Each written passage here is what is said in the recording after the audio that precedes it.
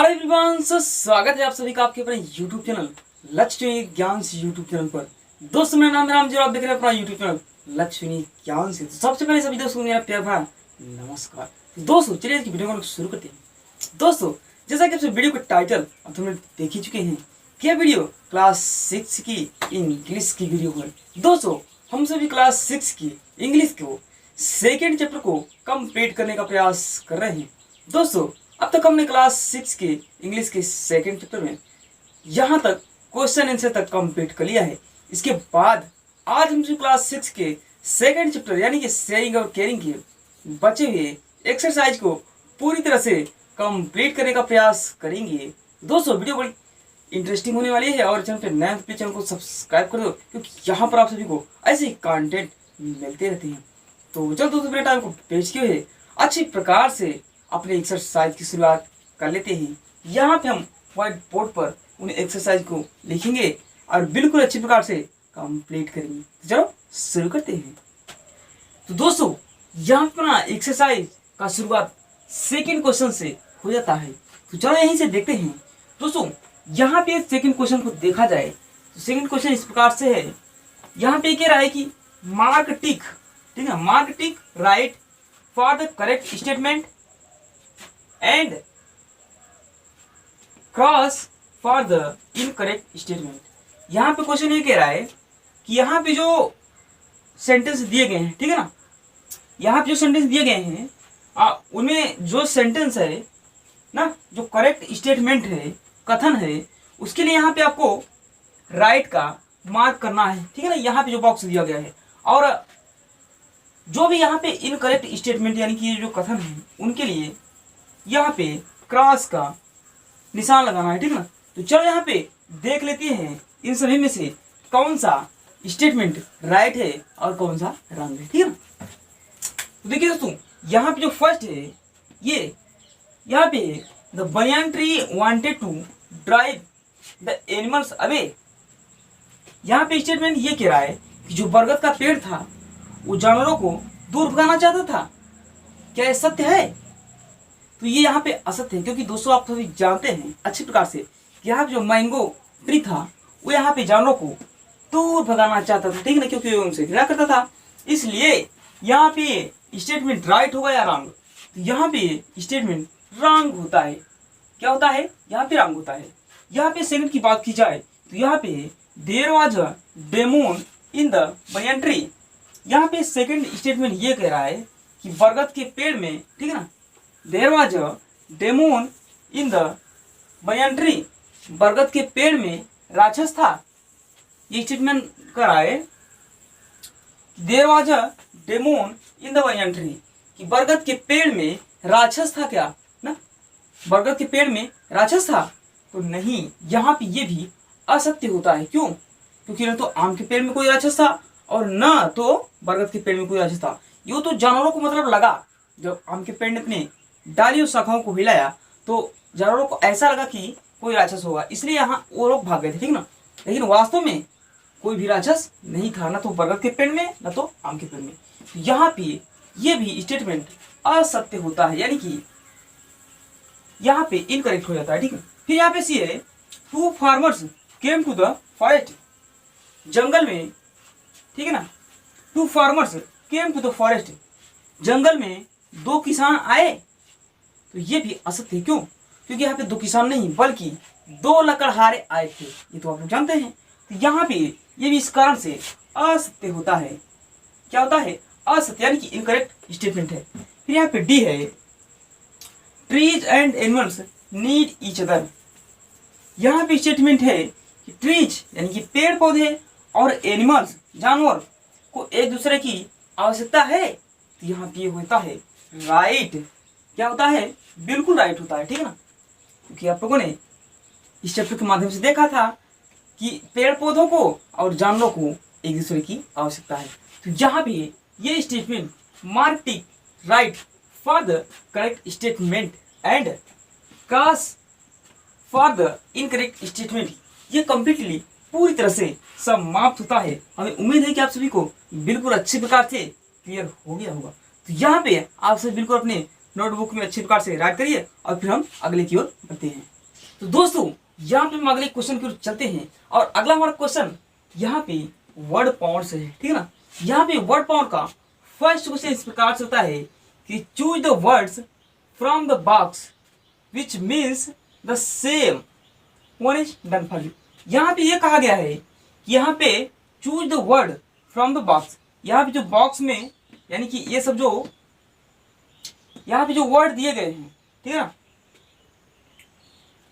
इनका मतलब समान होता है। ये यहाँ पे जो दिया गया स्टेटमेंट ना, यानी कि जो स्टेटमेंट यानी कि जो कथन दिया गया है उसका मतलब यहाँ पे जो वर्ड दिए गए हैं बॉक्स में इनका और इनका मतलब समान होता है। यानी कि जैसे हम किसी चीज को कहते हैं ना कि वह जाता है या कुछ भी कम कहे, तो यहाँ पे जो कोई बड़ा सा स्टेटमेंट होता है और उसको हम एक शब्द में किस प्रकार से कहते हैं, तो यहाँ पे वही है कि किसी चीज को एक शब्द में कहना, ठीक है ना।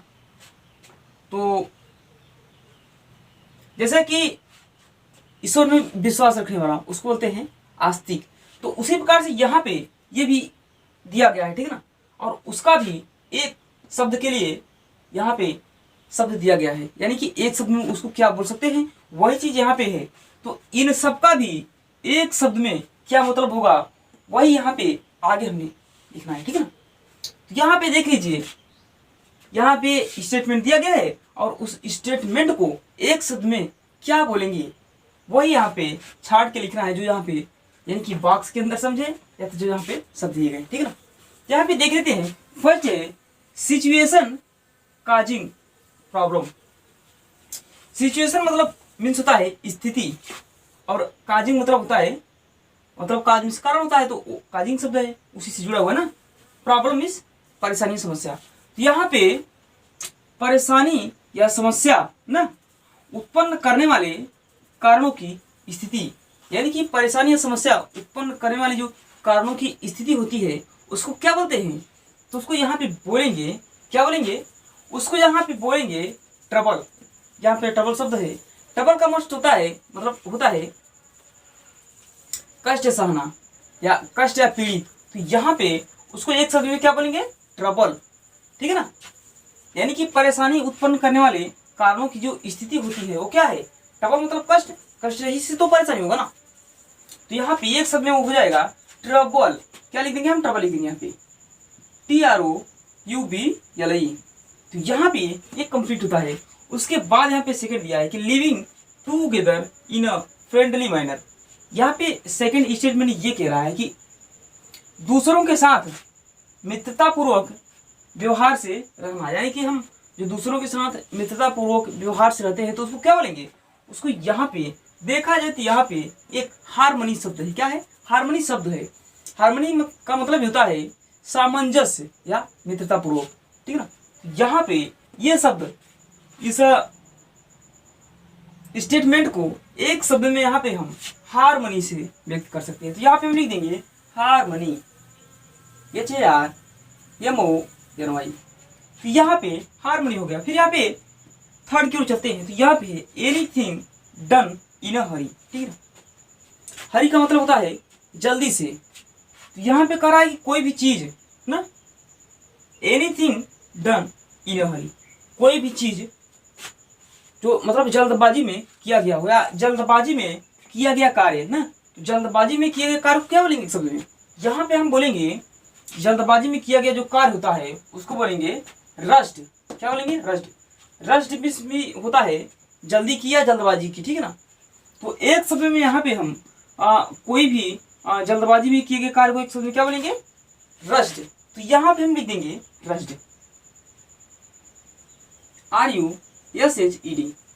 फिर यहाँ पे डी की ओर चलते हैं, तो यहाँ पे है शोविंग काइंडनेस टू अदर्स, ठीक है। यहाँ पे अदर्स मीन्स होता है दूसरा, तो यहाँ पे दूसरे लोगों के साथ दया भाव दिखाना, ठीक है ना। शोइंग मतलब दिखाना, तो यहाँ पे शोइंग काइंडनेस टूगेदर, दूसरों के साथ दया भाव दिखाना या प्रकट करना, तो उसको क्या बोलेंगे भाई, हम कैसे दया भाव दिखाएंगे, मतलब एक दूसरे की सहायता करेंगे तभी तो लोग हमें मानेंगे कि हाँ यार हमने आपकी सहायता की। और ऐसे तो कोई किसी को मान नहीं सकता, क्योंकि सब तो नॉर्मल व्यक्ति लगते हैं एक दूसरे को देखने में ना। यानी कि आपके कर्तव्य से होता है कि ये कैसे पर्सन हैं। तो यहाँ पे उसी प्रकार से जब हम दूसरों के साथ मित्रतापूर्वक व्यवहार और उनकी सहायता करेंगे, तभी लोग हमें जानेंगे कि हाँ, इनके अंदर दया भाव है। ठीक है ना। तो यही यहाँ पे कहा गया है कि दया भाव दिखाना, उसको एक शब्द में क्या बोलेंगे, उसको यहाँ पे हम बोल देंगे केयरिंग। क्या बोलेंगे? केयरिंग बोलेंगे। केयरिंग मतलब होता है ध्यान रखना। मतलब ये शब्द भी सहायता से ही जुड़ा है। भाई हम कैसे ध्यान रखेंगे एक दूसरे का, मतलब कैसे ख्याल रखेंगे, ध्यान रखेंगे, एक दूसरे की सहायता ही करेंगे ना, तभी तो यहाँ पे ध्यान रख पाएंगे। यहाँ पे इसके लिए क्या आएगा, यहाँ पे एक शब्द हम इसको केयरिंग बोल सकते हैं। तो यहाँ पे हमने लिख दिया केयरिंग, CARING। ठीक है ना। फिर यहाँ पे अपना लास्ट है जो भी है 5 कि डिवाइडिंग समथिंग बिटवीन 2 और मोर पीपुल ना। यहाँ पे स्टेटमेंट ये कह रहा है कि डिवाइडिंग समथिंग ना, कुछ चीज़ों को डिवाइड करना है। तो कुछ चीज़ों को डिवाइड करना है बिटवीन 2 और मोर पीपुल, कुछ चीज़ों को 2 या अधिक लोगों के बीच बांटना। तो उसको क्या बोलेंगे, यानी कि हम जो भी कोई चीज़ एक दूसरे के साथ शेयर करते हैं, बांटते हैं, तो उसको क्या होते हैं, उसको क्या बोलेंगे, उसको यहाँ पे बोल देंगे हम, क्या बोलेंगे, उसको यहाँ पे शेयरिंग बोलेंगे, यानी कि हिस्सेदारी। यानी कि जैसे ही आप लोग बिल्कुल इस चैप्टर में जान चुके हैं शेयरिंग क्या शब्द होता है, शेयरिंग क्या चीज़ होता है। तो यही यहाँ पे शेयरिंग शब्द है, यानी कि शेयरिंग मतलब हिस्सेदारी या बंटवारा। तो यहाँ पे क्या है, वही तो कहा गया है कि डिवाइडिंग समथिंग बिटवीन 2 और मोर पीपुल, कि कुछ चीज़ों को 2 या अधिक लोगों के बीच बांटना। तो कुछ चीज़ों को 2 या अधिक लोगों के बीच जो बांटना होता है, उसको हम एक शब्द में बोल देंगे शेयरिंग। तो यहाँ पे हम शेयरिंग लिख देते हैं। तो यहाँ पे इस प्रकार से आपकी इस वर्ड पावर के जो भी क्वेश्चन था वो कंप्लीट होता है। फिर हम यहाँ पे अगले की ओर चलते हैं। आप लोग बिल्कुल इसको अच्छी प्रकार से नोट डाउन करिए। तो दोस्तों यहाँ पे अपना लैंग्वेज प्रैक्टिस का क्वेश्चन यहाँ पे दिया गया है, देख लेते हैं क्या है। यहाँ पे frame question and their answers with the help of the table given below. ठीक है ना।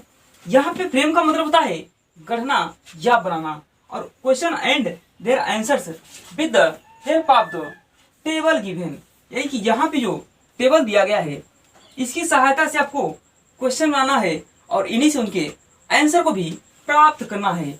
यहाँ पे हम किस प्रकार से क्वेश्चन को बनाएंगे और किस प्रकार से आंसर को प्राप्त करेंगे, आप सभी बिल्कुल अच्छी प्रकार से देखते रहेगा। देखिएगा दोस्तों, यहाँ पे शब्द दिया गया है वॉच, और यहाँ पे वेयर, फिर यहाँ पे द है, फिर यहाँ पे शब्द है डस्टर, ग्लास, बुक्स, और यहाँ पे पेन, फिर यहाँ पे ऑन द टेबल, फिर यहाँ पे क्वेश्चन मार्क लगा है, और यहाँ पे yes it was, no it was not, yes they were और नो दे वेयर नॉट। यहाँ पे ये चीजें दिया गया है। तो देखिएगा दोस्तों, यहाँ पे वाज से हम 2 यहाँ पे स्टेटमेंट बनाएंगे, यानी कि क्वेश्चन बनाएंगे और उनके आंसर को प्राप्त करेंगे। फिर उसी प्रकार से वेयर से भी 2 क्वेश्चन बनाएंगे और उनके आंसर को प्राप्त करेंगे, क्योंकि यहाँ पे शब्द हमें 4 दिख रहे हैं और यहाँ पे 10 शब्द दोनों के लिए प्रयुक्त करेंगे। फिर उसी प्रकार से ऑन द टेबल दोनों के लिए प्रयुक्त करेंगे। फिर यहाँ पे यस इट वाज और no it was not was के लिए प्रयुक्त होगा। फिर यहाँ पे वेयर के लिए यस दे वेयर और नो दे वेयर नॉट प्रयुक्त होगा। तो चलो यहाँ पे इनकी सहायता से हम क्वेश्चन को बनाते हैं और यहाँ से उनके आंसर को प्राप्त करेंगे। यानी कि यहाँ से जो बनेगा, इनको लेते हुए यहाँ तक आपका क्वेश्चन ऑन द टेबल तक, यहाँ पे क्वेश्चन मार्क लगा है, क्वेश्चन बन जाएगा।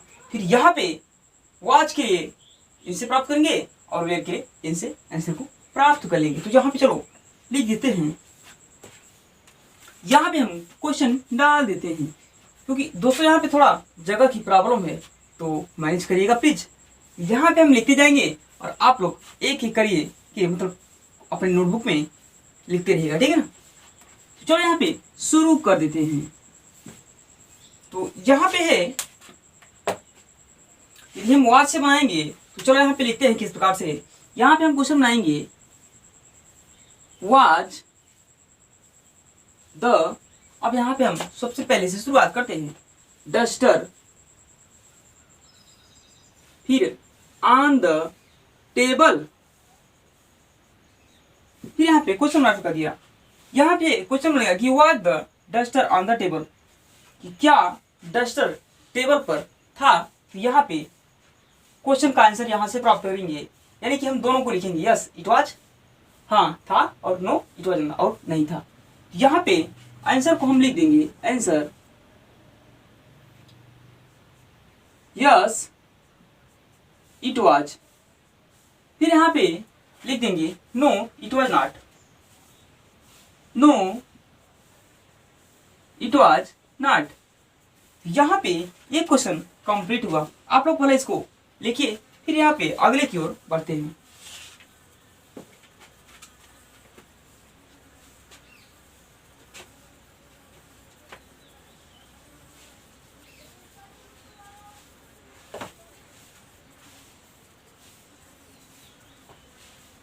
यहाँ पे दोस्तों एक क्वेश्चन हमारा और बन गया। यहाँ पे what the glass on the table, क्या ग्लास टेबल पर थी।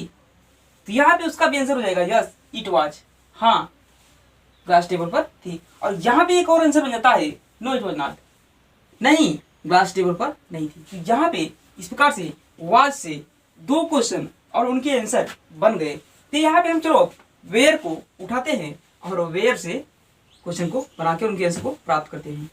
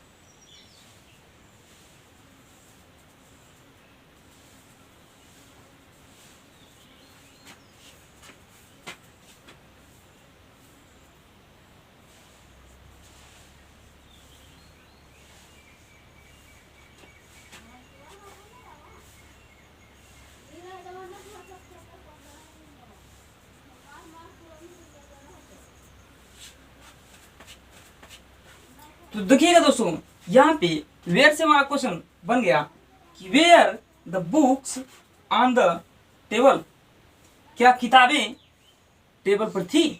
तो यहाँ पे आंसर बन जाता है यस दे वेयर, ठीक है ना, किताबें मेज पर थी। और फिर यहाँ पे ये क्वेश्चन बनता है नो, मतलब सॉरी आंसर बन जाता है इसका भी आंसर, इसका भी नो दे वेयर नॉट, नहीं किताबें मेज पर नहीं थी। यहाँ पे एक क्वेश्चन यहाँ पे वेयर से इस प्रकार से बना, और यहाँ पे लास्ट क्वेश्चन को और उसके आंसर को चलो प्राप्त करते हैं।